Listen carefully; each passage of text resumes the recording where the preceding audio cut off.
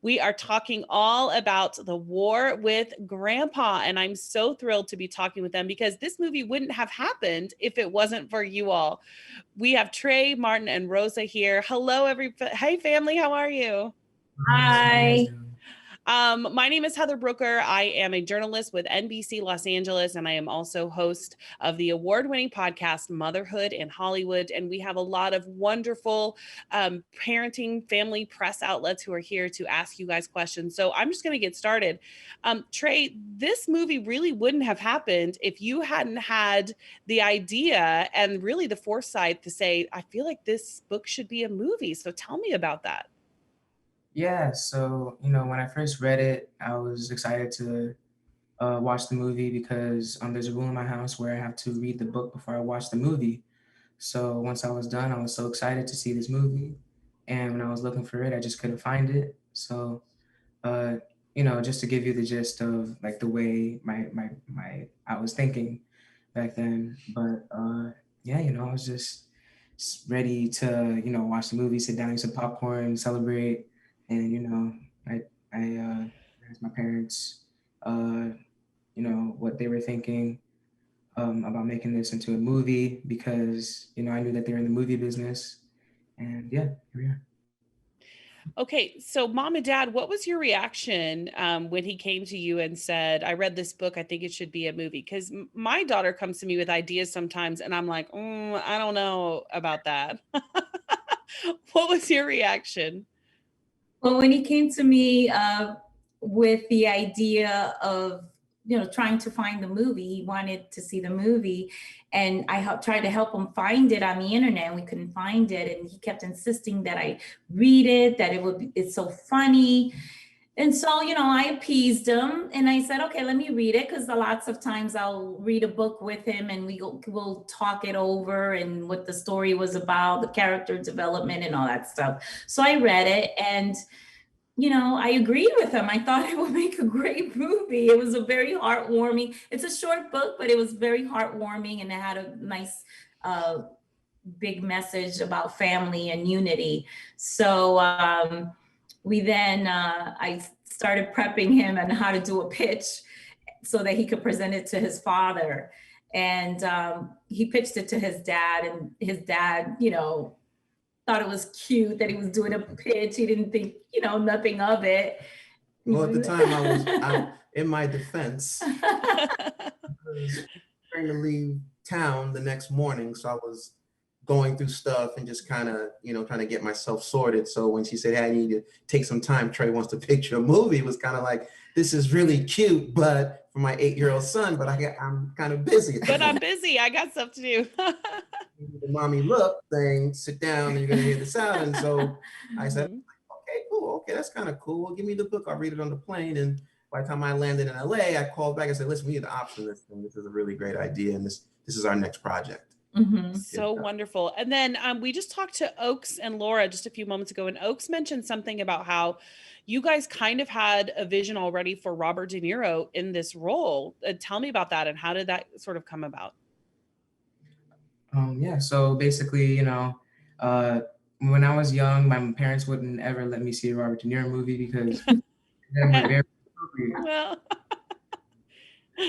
So, I would always hear how great of an actor he is, and I was so excluded, So I thought to myself, why not have him in my movie if this is going to happen? So why not? I love it. The movie, and then, I love the ambition. That's amazing. And then you got him. What an amazing thrill. And he truly is like, yes, he plays these roles that are sort of like gangstery and not really appropriate for kids, but he also has this wonderful grandpa quality that really just works in this movie. So I'm going to open it up to questions now from our family press who is here. Let's head on over and start with, okay, Sarah from Scoop Show. Sarah, if you want to click on your video and audio, she has a question about seeing the movie. Hi, Sarah. Hi, Sarah. Hi, how are you? You doing? So I'm wondering, obviously there's so much work in pre-production and post-production. What was going through your mind when you got to see this finalized, finished version of the film? Well, I was able to actually, be a part of the process from pre-production to filming and post-production, and kind of being able to see it all come together, and then finally being able to see it at the end. It was so special because, you know, uh, I've always wanted to see this movie. As I said earlier, ever since I uh, read the book. So see all this finally happening is just makes me and my inner little kid self happy. And for us, seeing the finished product as small production financing company, and this was the biggest film we had done to date, it was definitely a moment of accomplishment. Yes. And pride. Yeah. Because Mhm. we felt that we put together an all-star cast, and this it's not a secret that people that generally look like us don't make movies like this. So it was an extra set of pride for us to say, oh, we accomplished it, we did it, and what's next. Yeah. I love it. Thanks for the question, Sarah. Okay, I want to head over to Amy Fulcher. She has a question about the cast. Hi. So like you already mentioned, we know that De Niro was your must cast, but I want to know how the rest of the casting came into play. Oh, well, once we had Mr. De Niro on board, I think everyone's like, yeah, I want to work with him. I bet. That was easy. I think Christopher Walken said to me, he goes, "Are you sure De Niro's in?" Right. And I'm like, "Yeah, he's in." He's like, "All right, I'll do it." Yeah. All right. So we have a question from Allison from, oh, I'm so sorry. Go ahead. The first time they worked together since a Deer Hunter. So it was a reunion for them. Yeah. It was so cool. I think a lot of people are going to be talking about that too, because it was really funny watching them and Cheech Marin interact on screen. Just a really fun trio there. Okay, so Allison from Everyday Shortcuts has a question about the Godfather reference in the film. So Allison, if you want to pop on your video and audio and fire away. Hello. Okay, so I thought it was so clever of you to add the Godfather reference in there. At first, I was like, "Oh no, they're gonna put a horse's head in there," but then when you put the snake in it, I was like, "That's perfect. It's a great humor for adults and kids to enjoy." So I was wondering, what made you decide to add the Godfather reference, and what was De Niro's reaction when he found out it was going to be in the movie? Oh, her audio cut out. Yeah. The entire. So she said about the decision to add the Godfather reference. What went into making that decision, and then what was De Niro's reaction when you kind of pitched that to him? It was Tim Hill, the director. That was pretty much his idea, and I think Bob kind of has fun with those kinds of things if done in a clever, smart way, not to make fun, but to connect the dots. For and when we talked to Bob earlier about being in the movie, a big part of it is, as Trey even sent him a pitch video, "Hey, come hang out with me on set, we'll have a play date," kind of thing. It was more so like we wanted to introduce a next generation of new fans to you, and connecting the Godfather dots, and these it's sort of it's full circle. So Tim Hill gets full credit. And Trey, have you seen any of the Godfather movies yet, or is that still off the table? Just watched it this past summer. Oh, okay. All right. So he knows now. All right, let's go over to Cammie Allen. Cammie has a question about supporting your son and his vision. So Cammie, if you want to click on your audio, there she is. Hi. So as a mom myself, I have two boys, and I just love that both of you supported your son so much, and you enabled him to see his vision turn into a reality. What message do you hope people walk away from when they see this film? And Trey, how does it feel to see your vision come to life? Well, I want them to know that through any sort of obstacle that you and your family may be going through, any argument, any disagreement, just know that if you truly love each other and the bond you have is truly so deep, that you will get over it and you'll be walking together, hands held. At the end of it, it's just the bond that you have with your family is special, and you need to cherish it because you don't know how long it's gonna last. gonna last forever. Lasts forever. It's on film now. And one of the things I think is really cool about this too is that Trey, you were also like an executive producer and producer on this project. What was basically your day-to-day role in the film? Well, in pre-production, I helped out with any jokes I think would be funny from a kid's point of view on the script. I don't think any of them made it in though. The first time. Yeah, the first round. What else? For the auditions, I was there, not just when we were watching the slides, but when they came in person. You actually went to the waiting room. Yeah. and Yes, and each- brought them Yeah, I in. brought them Brought in, each kid. introduced myself. I You were met there the for the cast that reading? first day. Yes, the reading. Mm-hmm. And then, we started filming in Atlanta. And that was when I started kind of talking to the actors more and, getting to know them. And I had a special bond actually with the kid actors on set. It was me, That's great. T. Oaks, and JC and Isaac. And we all talked every day. We'd play video games after, we all played video games together after shooting. Whenever we could, at least, we always hung out with each other. That was a special bond we had. And then after post production, and also during filming, one thing I forgot was when I was a PA some days, Yeah. back and forth. That was fun. And one thing that his mom and I wanted to do with him and for him was we didn't want to treat him any differently than anybody who brought us source material. He basically brought us a book, he pitched it. And if you yourself or anybody watching this brought our company a book or an idea, we would bring you in, make a deal with you, we'd pay you, and we'd look to develop your project. It just so happened that our son brought us a project that we loved and we wanted to make it.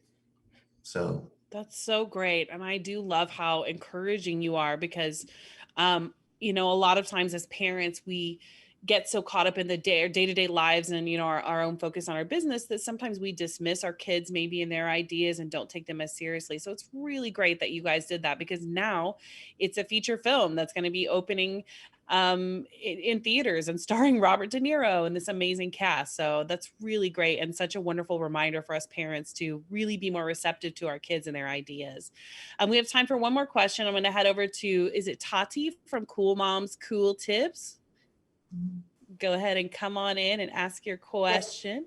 Yes, it is. Hi. Hi. Well, I have to thank you because really the humor, the way that the movie is done talks to families, at least very much for my family, and we're multi-generational as well. My question was, from reading the book, I know that, of course, a script has to be adapted from the book. What absolutely in the book had to be in the movie and was not negotiable to remove?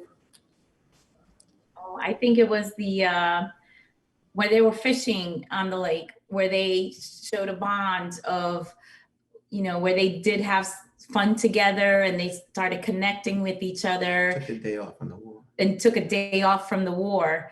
That was important to keep from the book. Yeah. All right, so let's go ahead. And actually, it looks like we have time for maybe a couple more questions. Let me just pull over here.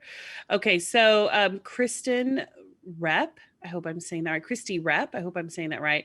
If you guys see me squinting, I don't have my glasses on. And so I'm literally like going like this. But Christy, if you want to come on. Hi, there she is. Hi, go ahead. Hi. Hi. Hi, nice to see you guys. So this movie was so much fun to watch. And as a producer, what was your favorite scene to see come to life on the big screen? For me, it was definitely the dodgeball scene. Watching that being put together when we were in Sky Zone, the type of little gimmicks that they used to make sure that the actors didn't get hurt. When they tied together the stunt doubles and, the way that they kind of mended that when they were editing it, it all looked like a very seamless process. And, the type of shots that they did, the jokes, and then seeing that in the movie, it looked like, you know, you had Robert De Niro doing front flips, you know, it was definitely nice to see that. What was your favorite? Awesome. Okay, and let's head on over to I think it's Tanya Lamb. Tanya has a question. If you want to pop on, there she is. Hi. Hi. So this was such a fun movie. Were there any funny bloopers on set or things that happened that maybe shouldn't have?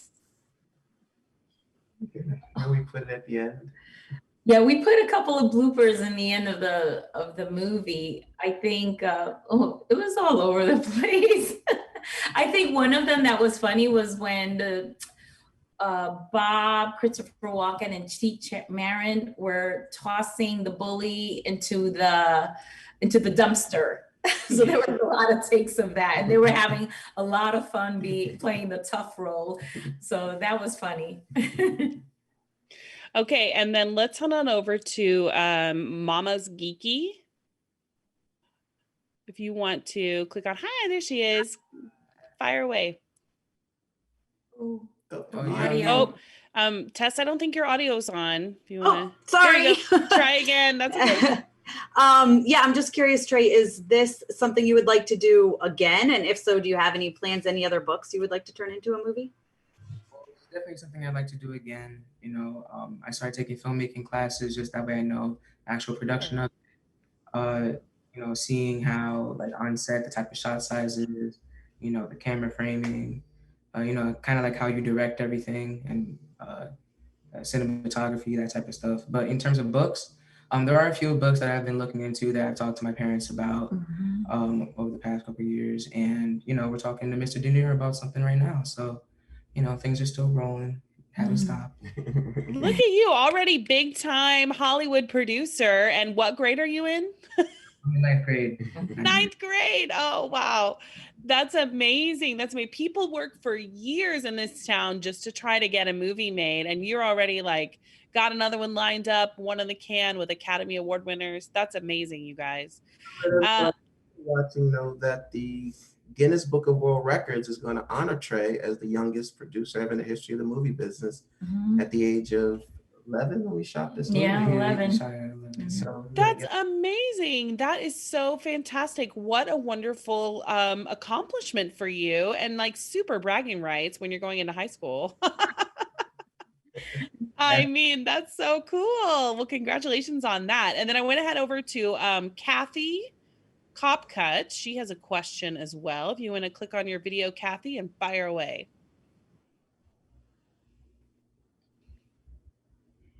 Fire away, Kathy. Fire away, Kathy. Kathy? Oh. Kathy has left the building. All right. Let's head on over to Amanda Taylor. Amanda, if you want to come on in, you have a question about the movie's expectations.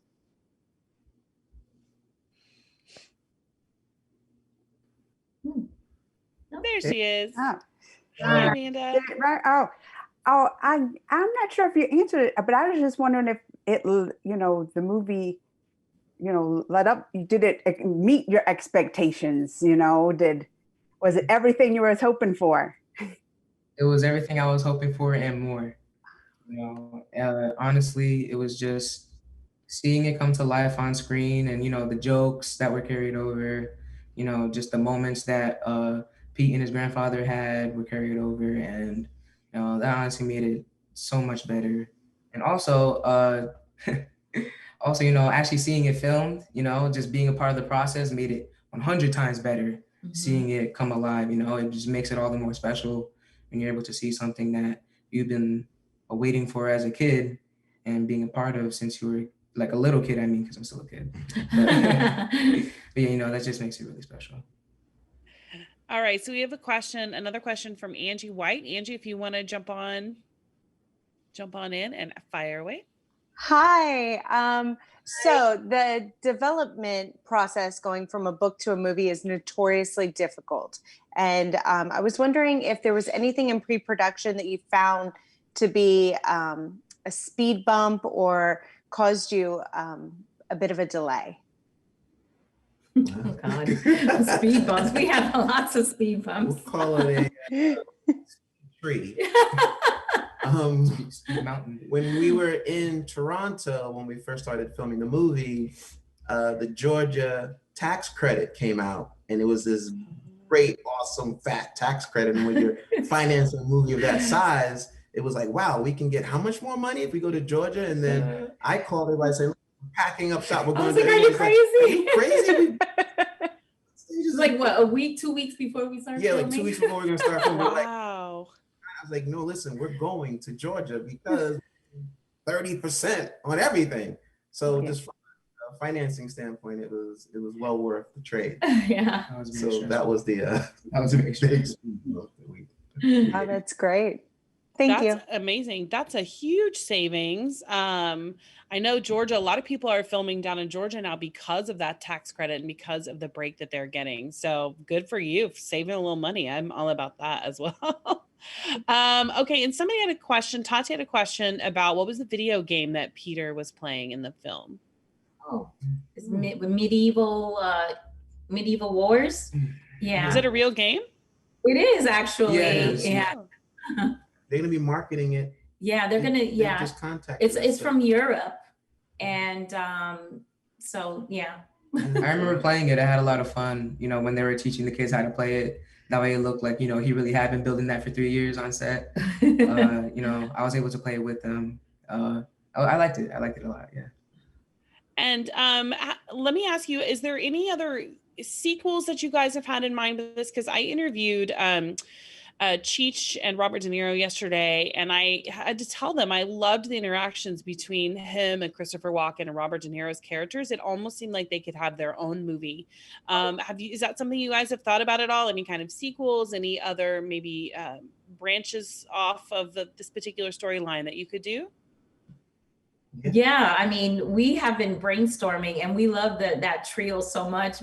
Actually, that's one of in the script, like if we knew this chemistry was going to be so great, we wanted to expand on it more, but definitely with the next one we're going to be doing that. There's a couple of roads we can go down, because when we acquired the rights to this book, we also acquired prequel and sequel rights to a book, and they're actually a manuscript called The War with Grandma that is being developed.